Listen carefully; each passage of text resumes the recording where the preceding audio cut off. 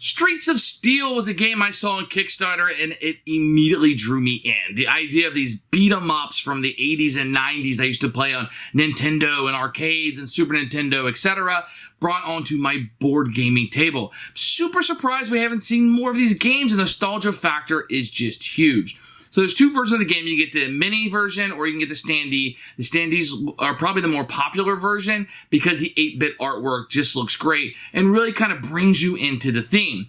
Now, there was one called Kimball's Cascade, which was like a shoot 'em up that used this kind of mechanic of the board of how it's constantly moving. Works really well in this game. You just kind of push everything through and you don't want to be left behind. If you remember those games, you just kind of always had to be moving forward, which is really, really fun.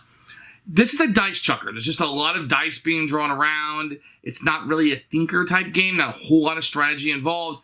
You'll be chucking some dice, moving around, trying to dictate what's the best way for me to get to the end. Now, these bosses are hard. I had a really tough time playing this game because the bosses, and they're constantly pushing you back. And I wish the game had more content. I mean, if you're just getting just a one box, I wish you had more bosses. I wish you had more enemies doing different things. I wish you had more main characters.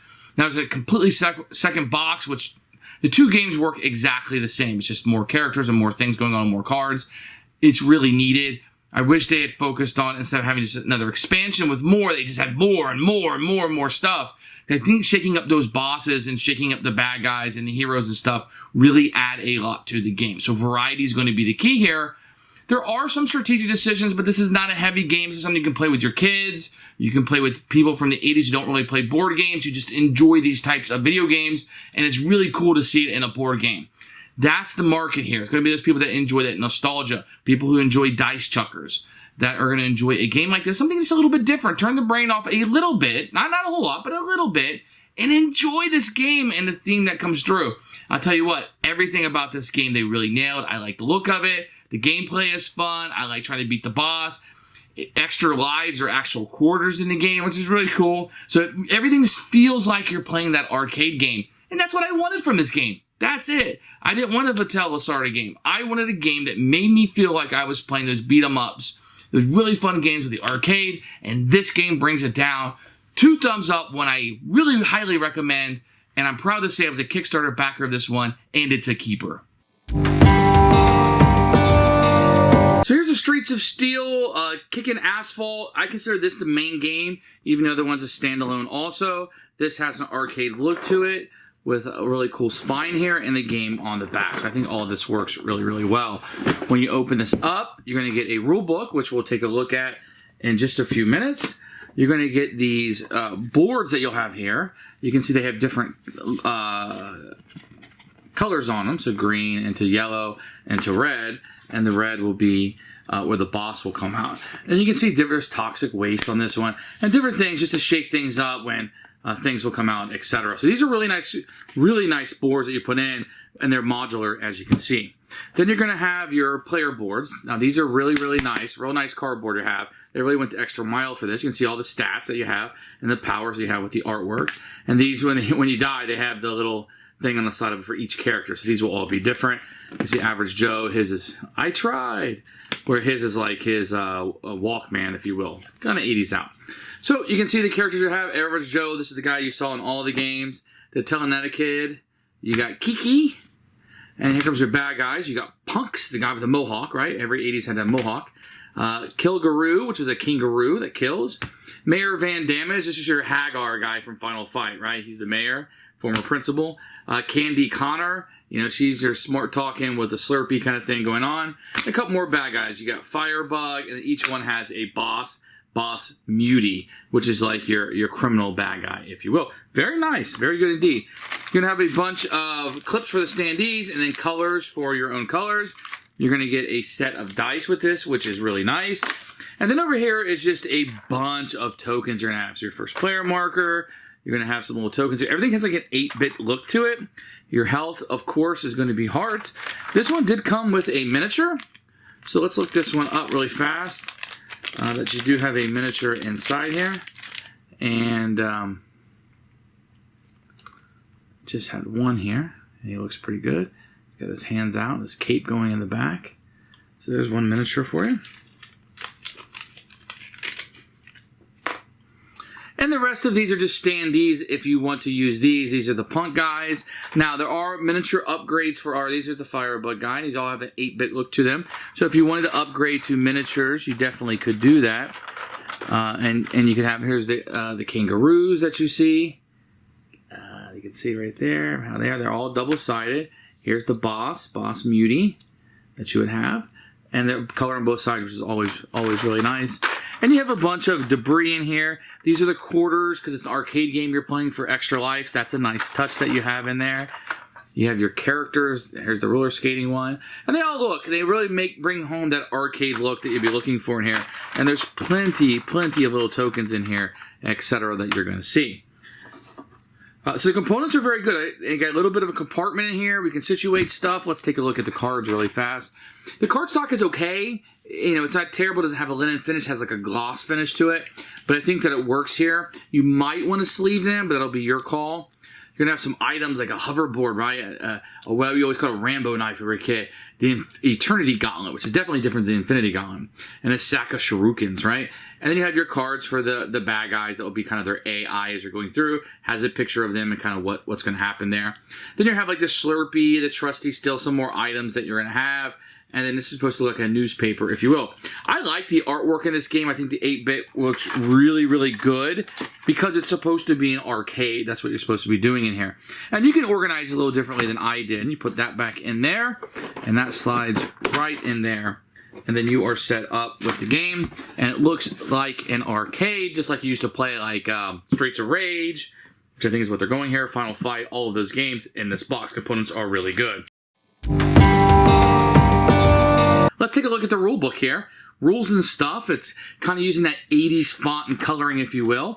You got a story for your character so far, and then a picture of all of the components over here, which is nice. So the game board's going to move in this one, so that's why they're trying to show it to you. It's a little bit different than what you're normally going to see.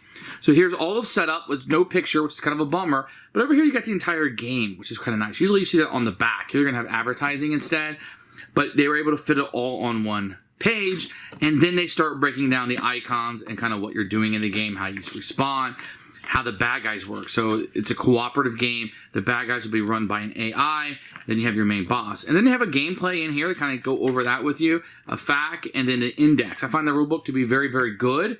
This really does play like a beat 'em up. They did an excellent job so far on this one. This mess you see is a game of Streets of Steel, kind of in progress. I played through it, and I kind of want to show you a little bit about how that it works.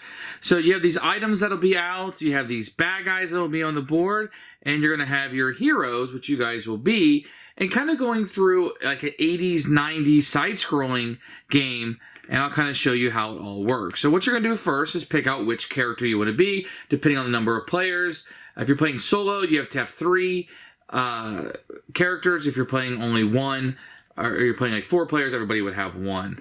And what you're going to have is different stats. So this will be how much health you have, how many of the wild cards are these power-ups you can hold, how far you can move, how much you attack with the yellow dice, which are punch dice, and how much you attack with the purple dice. The purple dice tend to be a little bit stronger because they have these 2 markers on it, where the yellow ones, the punch ones, have a maximum of 1. So the purple, kicking with your feet, will be a little bit stronger. Then everybody will have a power here. If you spend 4 of these tokens, you get the stronger special, or you can spend 1 and get something that maybe isn't as strong, but gives you something to utilize it. In addition to using your powers that way, these can always be used for rerolls. So if you don't like what you rolled, you can give up one of these and you roll it. So what you're going to do on a turn is, for the most part, you're going to have your little character here, and you can move him a space on the board up to your movement score that you're going to have here. So if I wanted to move, let's say he was up here, and I wanted to move him 2 spaces, I would just go 1, 2, and he can move. Very easy. If I'm on a location with somebody, then what I would do is I would choose if I want to punch him or if I want to kick him. In this case, maybe I'll kick him because the kicking dice is a little bit harder, a little bit stronger. So I'd roll these dice, add up how many icons I have. In this case, I rolled 3 of them. Then I would take a look at who I was fighting. In this case, he requires 4 defense, so I didn't do any damage to him. But had I been fighting one of these punks, he only requires 2, so with a hit of 2 or higher, in this case 3, I would defeat him. If that was a punk that would be here, I would take the punk off the board. And anytime you defeat somebody, you get one of these free things here. Now, if I were to defeat this guy, the Kill Guru, I would get 2 of them. So that's kind of how that works. Now, if I'm ever in a location with somebody, if you look right here, and I want to move out, so say I'm going to move this Kill Guru, and I don't want to fight him for whatever reason, I can move out of a space, but it will tell me what die I have to use. In this case, I have to use the kick dice, and this is how much damage I would take. I rolled 0, so I would take 0 damage. So that's kind of how you move around.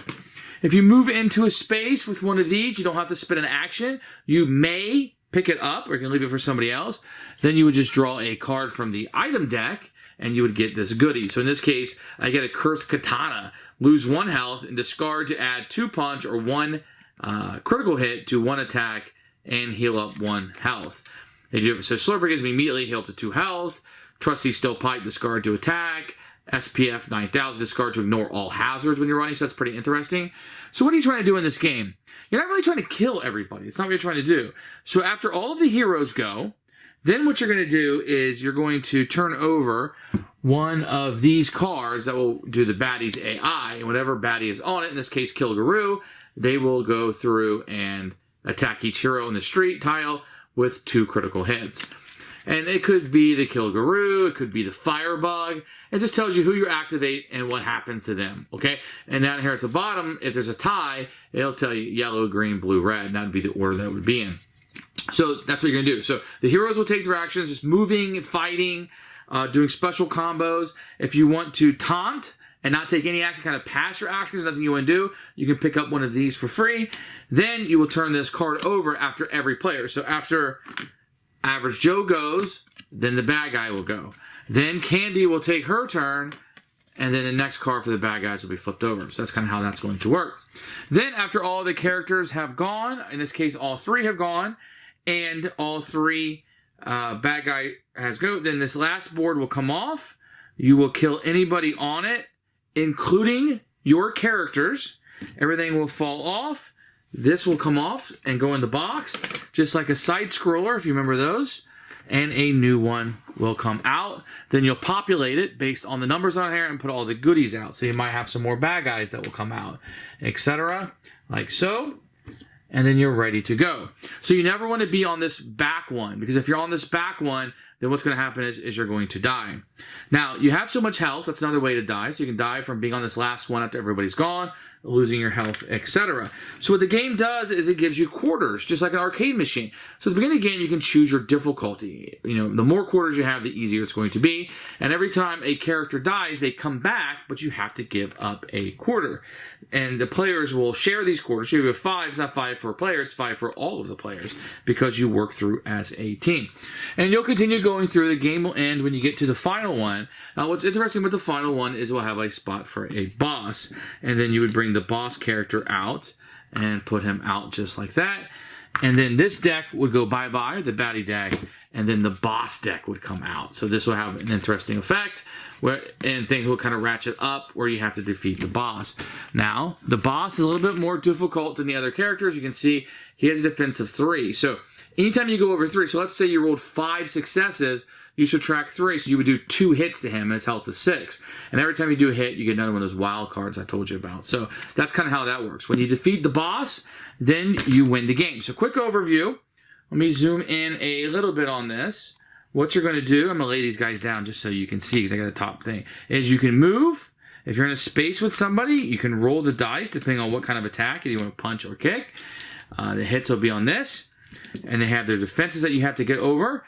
Then you will defeat them, and you'll get one of your wild cards. Now, wild cards can always be spent for your power-ups or as a reroll of a die if you were not happy with the result. After everybody goes, you will draw a baddie card, do the AI for the bad guys, and then after everybody's gone, this will come off, and a new one will come out. So there'll always be 3 out. If you defeat the boss, you are the winner. If you lose and don't have any more quarters, and he's still alive, you lose the game. That's how you play the game of Streets of Steel. Who should buy this game? Without question, anybody who grew up playing those beat-em-ups in the 80s and 90s, from Double Dragon to Final Fight to Streets of Rage, this is going to be your jam. Now, if you only play dry Euros and you're not really into theme, this is probably not going to appeal to you. You could totally play this.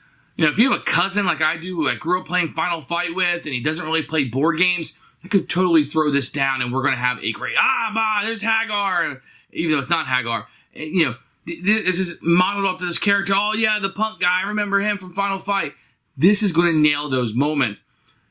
Lots of nostalgia, lots of fun. You can play this with your children, family, non-gamers, gamers. This is one of those games that nostalgia is going to play a huge point with. Well, I don't think this was as big a success as it could have been on Kickstarter. Some of these games make millions, and this game didn't get that high, but I think this is a game with word of mouth could really get out there. It needs more content, though. I agree 100%, but for what you get, I think the standee version is just fine, although I do have the miniatures. I'm going to paint those up. I really like those standees quite a bit. So this one's been a huge hit for us. Streets of Steel, 2 thumbs up, especially if you played these games as a kid on your video game systems.